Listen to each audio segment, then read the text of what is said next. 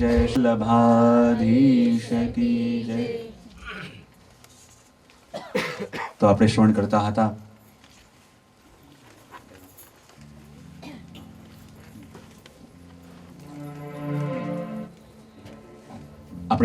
હતા કે જે પુષ્ટિ માર્ગના 5 તત્વો જેના ગુણગાન આપણે ગાઈ રહ્યા છીએ એ ભૂતલમાં આવ્યા કઈ રીતે, શા માટે એમનું પદાર્પણ ભૂતલમાં થયું.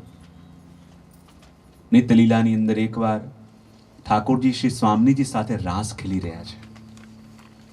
યમુનાજી, ગિરિરાજ બાબા, બધો પરિકર ત્યાં નિત્ય લીલાની અંદર છે. પણ રાસ ખેલતા ખેલતા પ્રભુનું મુખ ગંભીર થવા લાગ્યું.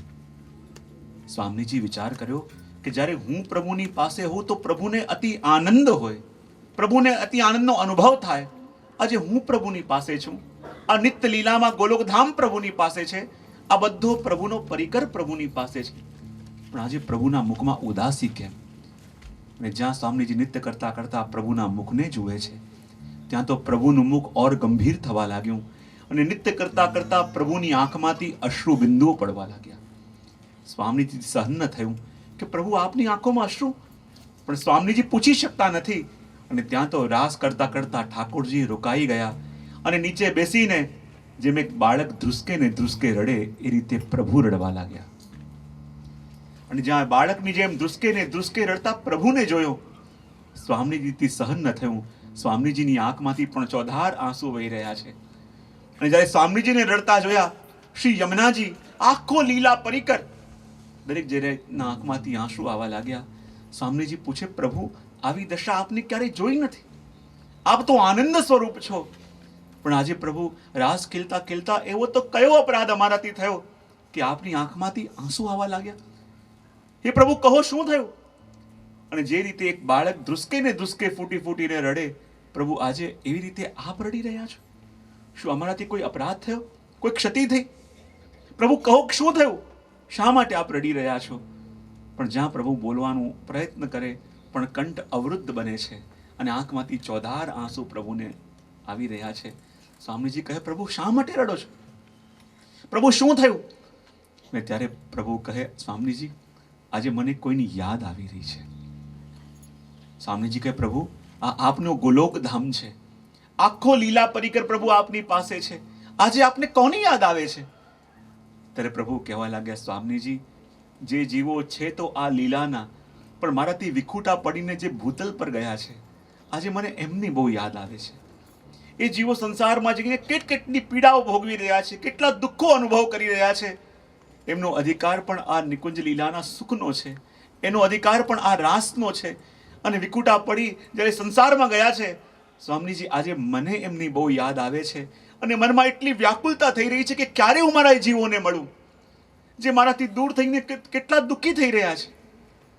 ત્યારે સ્વામીજીની આંખોમાં પણ અશ્રુ આવ્યા. પોતાના વસ્ત્રોથી ઠાકોરજીની આંખના આંસુ પહોંચતા પહોંચતા સ્વામીજી કે, પ્રભુ ખોટું ન માનતા, પણ જે જીવોને યાદ કરી કરીને આપ રડો છો એ જીવ પ્રભુ આપને જ ભૂલી ગયા છે.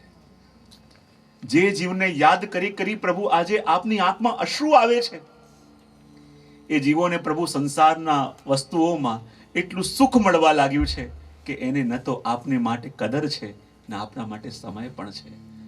ઠાકોરજી કહે, કંઈ પણ થાય, એ જીવ મારો છે, ભલે એ મને ભૂલે, પણ હું એને કેમ કરીને ભૂલી શકું? અને આજે મને એ જીવોની એટલી યાદ આવે છે, સ્વામીજી મારે ફરી એ જીવોને મળવું છે, કેમ કરીને ફરી એ જીવોને મારી લીલામાં મારે પાછા લેવા છે, મારાથી જોડવા છે. સ્વામીજી કે, પ્રભુ આપને હું કઈ રીતે બતાવું? આજે એ જીવને યાદ કરી કરીને આપ રડો છો, એ જીવ આપને ભૂલ્યો છે.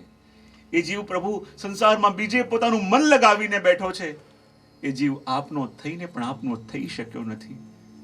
પ્રભુ કહે, સ્વામીજી કંઈ પણ કરો, એ જીવને પ્રભુ ગોતીને મારી પાસે લઈને આવો. ત્યારે સ્વામીજી કે, પ્રભુ એ સંસારમાં જઈને આપને એવી રીતે ભૂલ્યો છે કે હવે આપની પાસે આવવા તૈયાર નથી, એ કોઈના કહેવાથી પણ આપની પાસે આવવા તૈયાર નથી. તો પ્રભુ કહે, જો કોઈની કહેવાથી પણ આવવા તૈયાર ન હોય તો આજે મને એ જીવોની એટલી યાદ આવે છે, એટલી યાદ આવે છે કે આજે મારા મનનો મનોરથ છે કે જીવોને પાછા મારા લીલામાં લેવા માટે હું પોતે ભૂતલ પર શ્રીનાથજીનું રૂપ તેને ધારણ કરીને જાઉં. હું પોતે ભૂતલ પર જાઉં અને જીવોને પાછા મારી લીલામાં લઈને આવું. ત્યારે કહેશે, કૃપાનાથ, આપ શ્રીજીનું રૂપ લઈને પધારશો, પણ આપ તો સેવ્ય છો, આપ પોતાના સ્વરૂપનું જ્ઞાન બીજાને કરાવશો કેમ? ત્યારે ઠાકોરજીએ સ્વામીજીને કહ્યું, જો સ્વામીજી, હું તો ભૂતલમાં પધારું છું શ્રીજી સ્વરૂપે, પણ હું મારી લીલાનું વર્ણન પોતે ન કરી શકું. અને મારું સુખ શેમાં છે, મને શેમાં આનંદ મળે છે, મને શેમાં આનંદ નથી મળતો, એ સૌથી વધારે કોઈ જાણે છે તો સ્વામીજી આપ જાણો છો. તો જ્યારે હું શ્રીજી રૂપે આ ભૂતલમાં પ્રગટું તો હે સ્વામીજી, આપ મારી સેવા લોકોને શીખવાડવા માટે શ્રી વલ્લભ સ્વરૂપે ભૂતલમાં પ્રગટો અને જીવોને બતાવો કે મારું સુખ શેમાં છે, મારે શેમાં આનંદ આવે છે. જ્યારે સ્વામીજીને વિનંતી પ્રભુએ કરી કે આપ પણ ભૂતલમાં પ્રગટો, અને ત્યારે સ્વામીજી કહેવા લાગ્યા, પ્રભુ, અમે તો ભૂતલમાં આવું, પણ હું ત્યારે આવું જ્યારે મારો નિત્ય લીલાનો પૂરો પરિકર મારી સાથે હું તો હું ભૂતલમાં આવું. પ્રભુ, હું ભૂતલમાં આવું ત્યારે જ્યારે મારા ગિરિરાજ બાબા પણ મારી સાથે હોય. હું ભૂતલમાં આવું ત્યારે જ્યારે મારા યમુનાજી પણ મારી સાથે હોય. હું ભૂતલમાં આવું ત્યારે કે જ્યારે મારી આ વ્રજભૂમિ પણ મારી સાથે હોય તો હું ભૂતલમાં આવું. અને જ્યારે પાંચેયના મનની અંદર આ મનોરથ જાગ્યો કે જે નિત્ય લીલાથી વિખૂટા પડેલા જીવો, અને એવી દશા એમની છે, કોણ છે એ પણ ભૂલ્યા છે, કોના છે એ પણ ભૂલ્યા છે, શા માટે ભૂતલ પર આવ્યા છે એ પણ ભૂલ્યા છે, પોતાના સ્વરૂપને ભૂલી ગયા છે, પોતાના કાર્ય અને સ્વભાવને ભૂલી ગયા છે.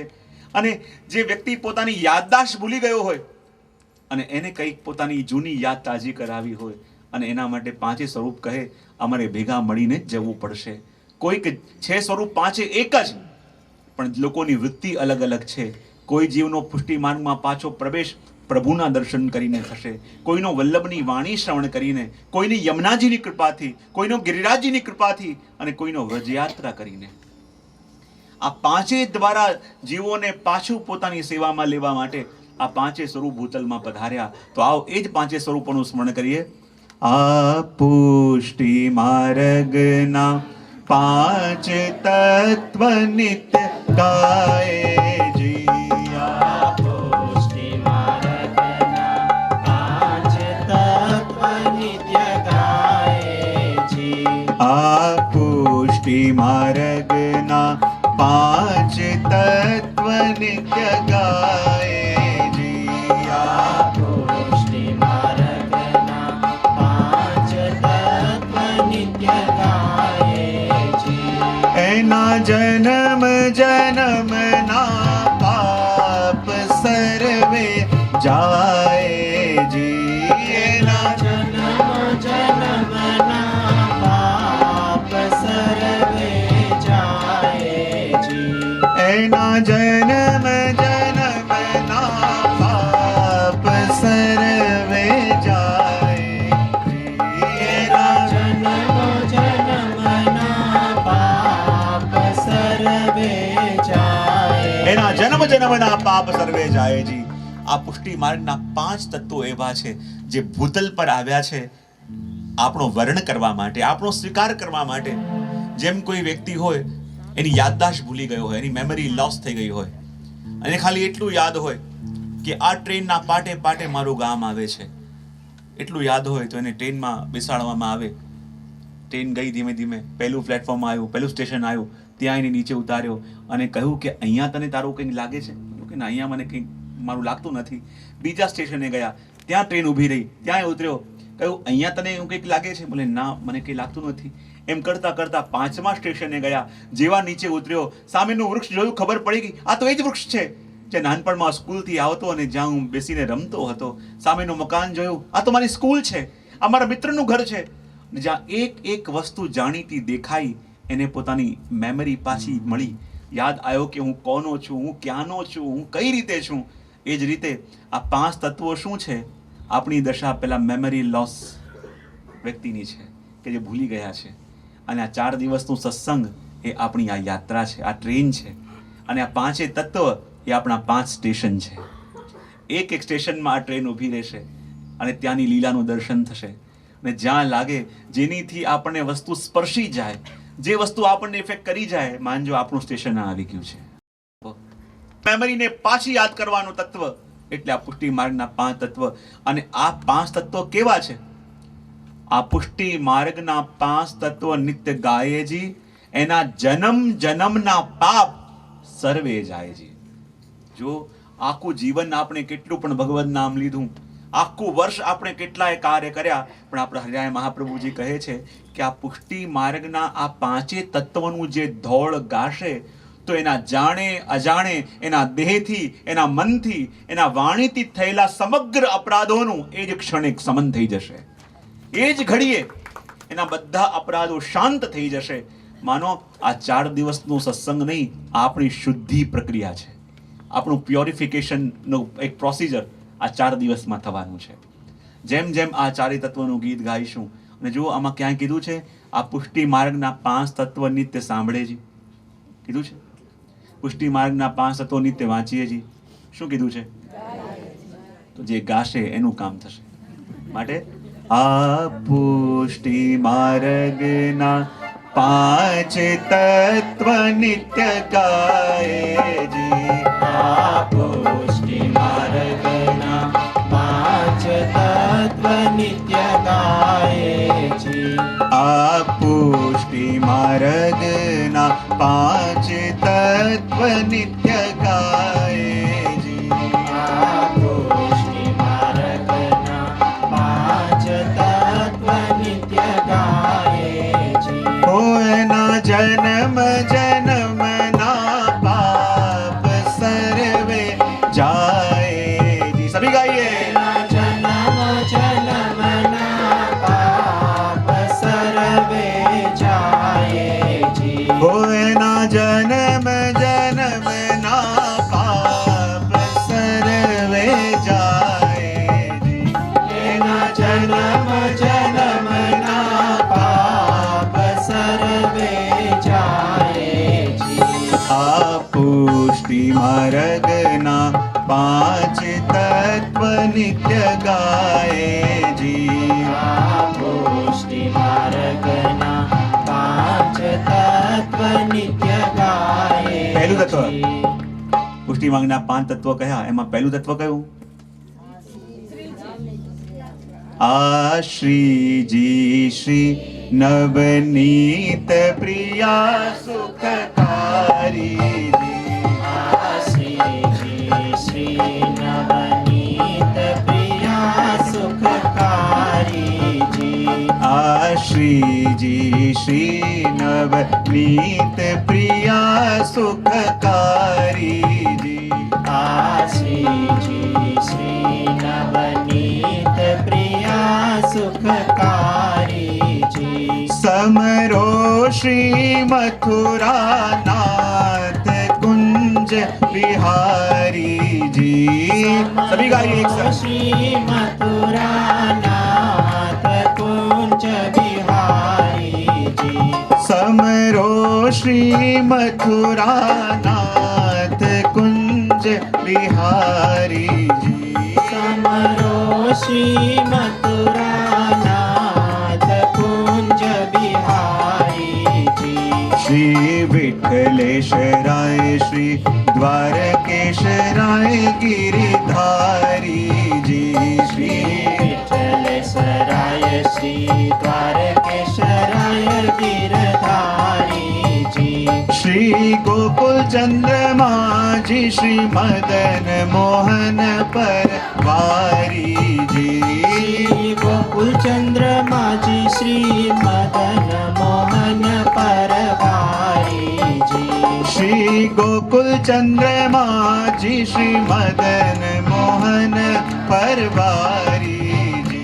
श्री गोकुल चंद्रमा जी श्री मदन मोहन परवारी जी. आ श्री जी श्री नवनीत प्रिया सुखकारी जी. श्री जी श्री नवनीत प्रिया सुखकारी जी. पहलू तत्व आ श्री जी श्री नवनीत प्रिया सुखकारी जी. समरो श्री मथुरानाथ कुंज बिहारी जी. સૌથી પહેલા આપણું તત્વ 5 એલિમેન્ટ્સની અંદર સૌથી પહેલું એલિમેન્ટ કયું? આકાશ તત્વ, આપણા ઈષ્ટદેવ.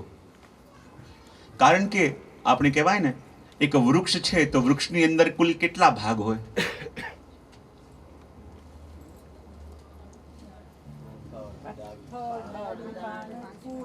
થડ, ડાલ, ફૂલ, પાન, ફળ, વૃક્ષ. વાહ, રૂટ્સ.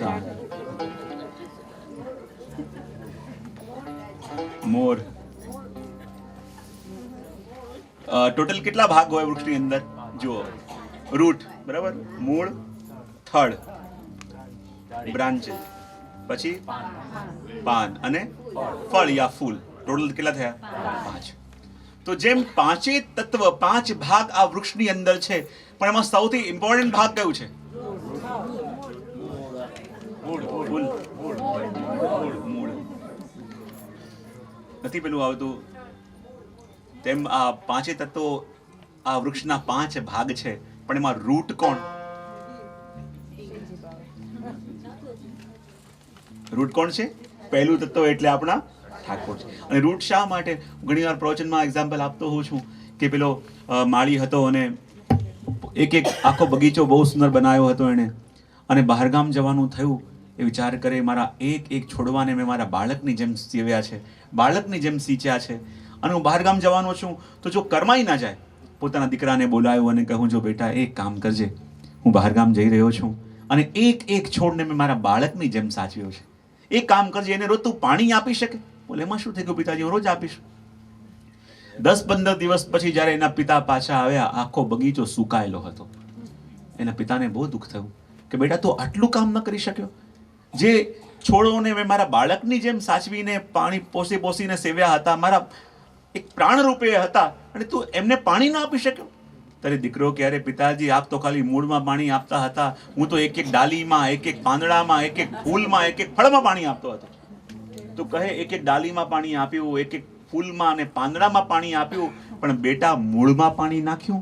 બોલે, મૂળ તો દેખાતા નથી, પછી એમાં પાણી કેમ આપું? તારે પિતાએ કહ્યું, બેટા આ દુનિયામાં જે દેખાય છે કંઈ કામનું નથી, જે નથી દેખાતું એને પકડ તો તારું કામ થશે. અને દયારામભાઈ પણ કહે, જગત વૃક્ષ એનું મૂળ હરી, મૂળ સિંચે વૃક્ષ સિંચાય, પ્રત્યેક શાખા સિંચતા તરુવર તૃપ્તિ ન થાય. એમ આ પાંચે તત્વ રૂપ વૃક્ષના 5 ભાગ, અને એનું મૂળ કોઈ હોય તો એ છે આપણા ઠાકોરજી. અને માટે પહેલું તત્વ શું કહ્યું? આ શ્રીજી, શ્રી નવનીત પ્રિયા સુખકારીજી. સૌથી પહેલા વર્ણન કર્યું શ્રીજીનું, શ્રીનાથજી બાબાનું વર્ણન કર્યું. આપણે શ્રીજી શબ્દથી આપને સંબોધન કરીએ છીએ. શું? અને આખું નામ આપનું શું? આખું નામ શું આપનું? એક્સપેરિમેન્ટ કરો, આની તો આ તો હશે જ. શ્રી ગોવર્ધનનાથજી. આપણા પ્રભુનું આખું નામ શું? એનું શોર્ટ કર્યું, આપણને આ લાગતું શું થયું? શ્રીનાથજી. એનું પણ શોર્ટ કર્યું તો શું થયું? બહુ સરસ. આજે લોકોને લૌકિક વાતો કરવી હોય તો નાની વસ્તુ પણ વધારે એટલી મોટી કરી નાખે, અને પ્રભુનું નામ લેવું હોય તો આ શ્રી ગોવર્ધનનાથજી નામે આપણને બહુ મોટું લાગે. જ્યારે કોઈને મેસેજ પણ કરતા હોય તો દુનિયાભરની વાત એક વાતમાં પતતી હોય, લાંબુ કેટલું લખતા હોઈએ, અને જ્યારે ઠાકોરજીનું નામ લેવાનું આવે ત્યારે JSK. દુનિયાની લૌકિક વાતો લખવી હોય, લાંબુ, અને જ્યારે પ્રભુનું નામ આવે એટલે JSK માં પતાવી દઈએ. એક નિયમ તો કમથી કમ લઈએ કે દુનિયાની વાતો ભલે કેટલી લાંબી કરો, પણ પ્રભુનું નામ આજથી આખું લઈશું અને આખું લખીશું. પ્રભુથી લાભ પૂરો લેવો છે અને નામ અડધું બોલવું છે, અડધું પણ નહીં. કમથી કમ પ્રભુનું નામ તો આખું બોલવાનું, અને આખું બોલવાનું આપણે ક્રમ રાખીએ. માટે શ્રી ગોવર્ધનનાથજી, શ્રીનાથજી, શ્રીજી. અને આ શ્રીજી શબ્દ એટલા માટે પણ કયો, પુષ્ટિ માર્ગના જેટલા પણ સ્વરૂપો છે ને, એ બધા સ્વરૂપોના નામ આ શ્રીજીની અંદર આવી જાય. જો શ્રી ગોવર્ધનનાથજી, પહેલો શબ્દ કયો? છેલ્લો જી. શ્રી મથુરાનાથજી, પહેલો કયો? છેલ્લો. શ્રી વિઠ્ઠલનાથજી, પહેલો શ્રી, છેલ્લો. શ્રી દ્વારિકાધીશજી, શ્રી જી. શ્રી ગોકુલનાથજી, શ્રી ગોકુલ ચંદ્રમાજી, શ્રી જી. શ્રી બાલકૃષ્ણલાલજી, શ્રી કલ્યાણરાયજી, શ્રી મદન મોહનલાલજી, શ્રી જી. એટલે જ્યારે આપણે શ્રીજી કહીએ તો એ શ્રીજી નામની અંદર 7 સ્વરૂપોનું સ્મરણ પણ આપણને એક સાથે થઈ જાય. અહીંયા સુધી કે શ્રીનાથજી બાબાના મુખારવિંદની અંદર 7 સ્વરૂપો એક સાથે વિદ્યમાન છે. જ્યારે શ્રી ગોરધનનાથજીના દર્શન કરવા માટે તમે આવો તો આપણા પ્રભુના શ્રીઅંગની અંદર 7 સ્વરૂપો એક સાથે વિદ્યમાન છે. બોલે કઈ રીતે? તો કહેવાય જ્યારે દર્શન કરવા માટે આવો અને જે ચોરસ પીઠિકા દેખાય, ગોળ પીઠિકા દેખાય, એ શું છે? બોલે એ શ્રી મથુરાનાથજી. કટી પર જે હસ્ત છે શ્રીનાથજી બાવાનો એ શું છે? બોલે શ્રી વિઠ્ઠલનાથજી. જ્યારે અંદરની ગોળ પીઠિકા જોઈએ એ શ્રી દ્વારિકાધીશજી. ઊંચો થયેલો શ્રીનાથજીનો હસ્ત એટલે શ્રી ગોકુલનાથજી. આપનું ગોલ મુખારવિંદ શ્રી ગોકુલ ચંદ્રમાજી. થોડી ઉપર રહેલું ચિબુક કે જ્યાં માખણ આવીને ઠેર્યું છે એ શ્રી બાલકૃષ્ણલાલજી. અને મુખારવિંદ અને સાથે 2 કુંડળ એટલે 2 સ્વામીજી સહિત શ્રી મદન મોહનલાલજી. આ 7 સ્વરૂપો શ્રીનાથજી બાવાના શ્રીઅંગમાં, શ્રીનાથજી બાવાના મુખારવિંદમાં એક સાથે